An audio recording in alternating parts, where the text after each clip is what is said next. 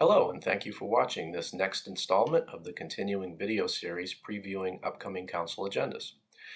This is for the council agenda on Tuesday, February 2nd. The meeting will start at 6 o'clock. There'll be 3 presentations at the beginning of the meeting. The first will be from Biddeford Saco Old Orchard Beach Transit. They'll be doing an update on the impacts that COVID-19 has had on their operations, as well as talking about some fleet improvements and changes in routing and future services. For the second presentation will be from the Public Works Department, and they'll be discussing combined sewer overflow projects that are planned. If you're not familiar, combined sewer overflow is a overflow that occurs when we have heavy rains due to the combined stormwater and wastewater system. And as part of this project, they'll be actually separating out those systems so that when there is a heavy rain, only stormwater is going to the Saco River and not potentially raw sewage as part of the overflow, because the system basically discharges so much water with the combined rain that our wastewater system can't handle it. So this is required actions under a consent agreement, and it'll be just outlining those projects for the City Council. And finally, the Code Enforcement Officer will be providing an update on COVID-19 and what we know about the vaccination program as it's being rolled out. For orders of the day, there are several.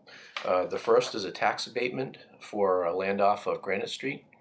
The abatement is for a tax lien that the city issued in error.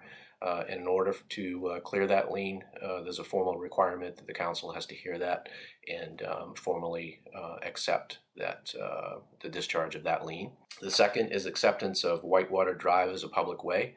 When there is a private development, generally there's a requirement that if there's an intent that the roadway within the development is to become a public road, they have to meet certain standards. So that development is nearing completion. The Public Works has done their necessary review, and this will be a recommendation coming from the Public Works Department to accept that street as a public way, which will mean that the Public Works Department will now maintain that as a public way if it's accepted. The third order is authorization for a treatment plant clarifier project. The clarifier is a large component integral to the wastewater treatment plant. The system was installed several years ago and it's in need of an upgrade. So the council will review the proposals for repair of that system, and it's anticipated the award would be assigned to Apex Corporation out of Somersworth.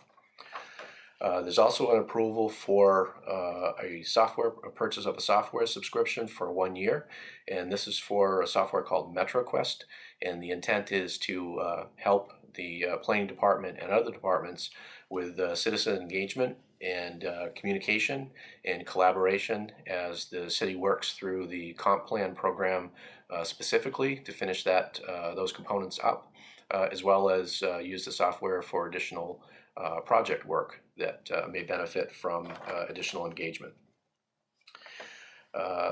The second to the last order, the council reviewing a licensing ordinance draft for marijuana facilities.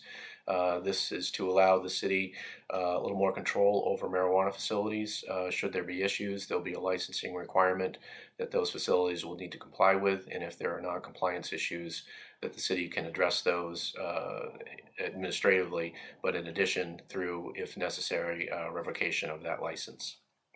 And then finally, there's an order in front of the council for the temporary outdoor restaurant and retail operation, an extension of the existing ordinance that was enacted in June of 2020 as part of the COVID response to allow businesses to operate outside and in some cases encroaching on public property.